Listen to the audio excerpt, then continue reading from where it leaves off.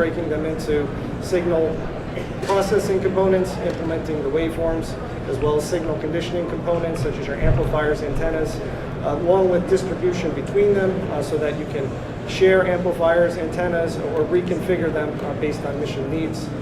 And then finally, a variety of software frameworks to enable portable applications. So to that end, we've identified different frameworks for the various mission areas that we intend to support. So to go into the specific standards that we selected, from a network-based perspective, we leveraged the Army's investment in Victory, the vehicular integration for C4ISR EW interoperability.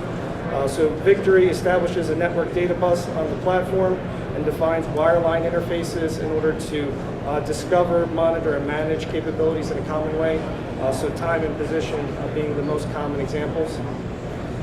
With the modular open RF architecture, we extended Victory, again, for RF systems, allowing or defining standardized ways to discover RF resources, such as antennas, amplifiers, as well as overlaying the resource management to share them across missions.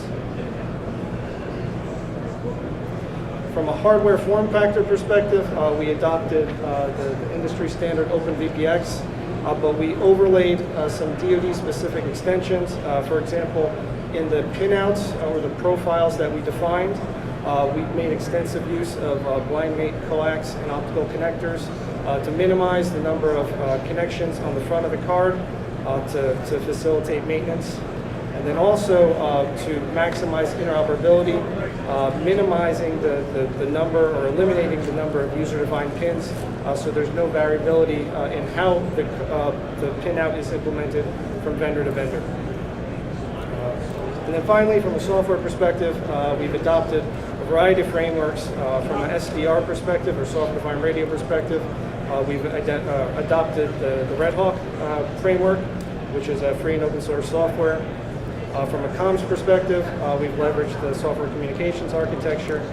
And then from an avionics perspective, we've leveraged the future airborne capability environment out of NavAir PMA 209. So to show how it all comes together, the approach has been referred by some as the universal A-kit, where platforms come with one or more chassis built to the common backplane.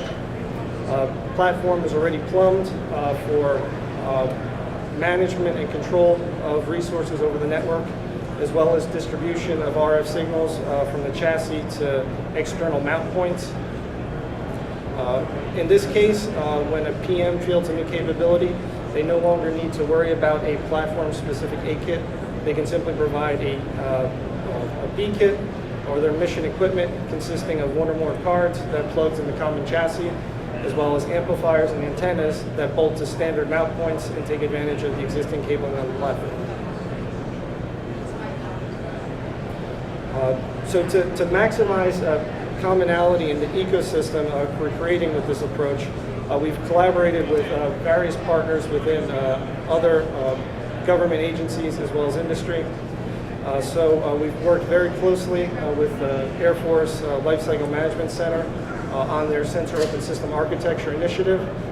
So at this point, all of the standards that we've defined within CMOS have been proposed to SOSA and are being included in their specifications.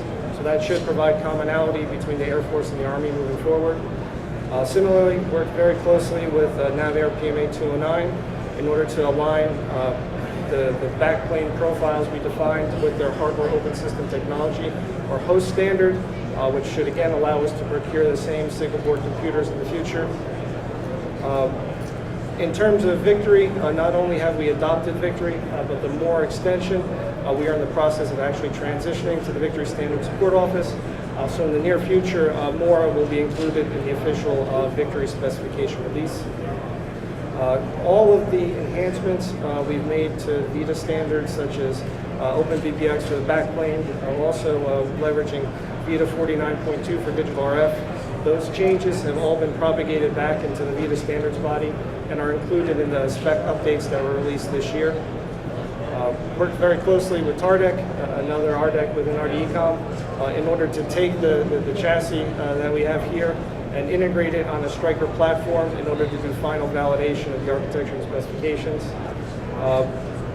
As with anything, security is foremost. If we can't get the system accredited, there's no point in defining the architecture. So since the beginning, we've been working with NSA to make sure that the approach we've taken is certifiable. And then finally, pulling in experts from academia in order to help us extend the specifications as appropriate, such as the OpenVPX and the VIDA49.2 specs. With that, folks have any questions? So how do you put teeth in this? So Victory, I'm most familiar with Victory, but it's been aspirational, for example, like on JLTV, they weren't really requiring Victory compliance. How do you get to that point in future vehicle systems or in future vehicle upgrades?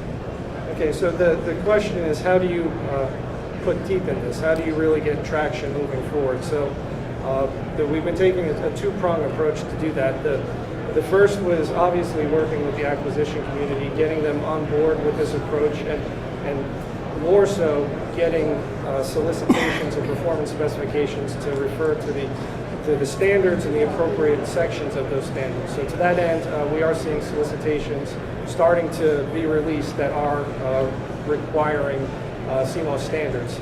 And the other way we're dealing with it is also working with industry, trying to get product base to naturally materialize that's compliant with the architecture. So whether the acquisition community requires it or if products start to appear, end goal is the same. You get products in the field compliant with the architecture. Any other questions? Okay, if you think of any afterwards, I'll be over there for the rest of the day. Thank you.